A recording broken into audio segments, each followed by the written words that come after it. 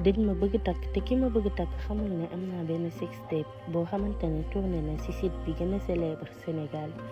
bi may am 16 ans ba bi may am 20 ans benn xale bu góor laa mës a nekkal xale bu góor boobu nag filmé ma à mon insu di sekk ak man.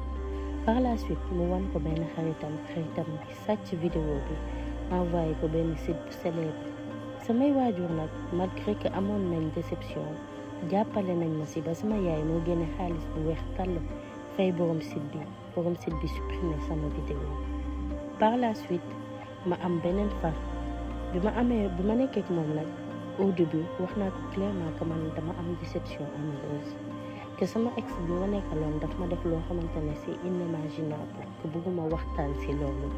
mu ne ma y a pas de souci àdduna di dem ba mu ne def ma bëgg takk man nag d'accord naa et tamit bëgg naa ko sëyal.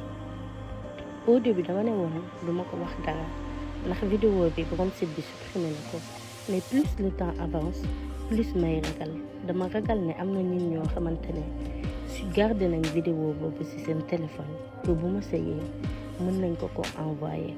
ba tax na nag ma soxla woon ay conseils ba xam ndax dama ko kaa war a waxal sama bopp ou pas.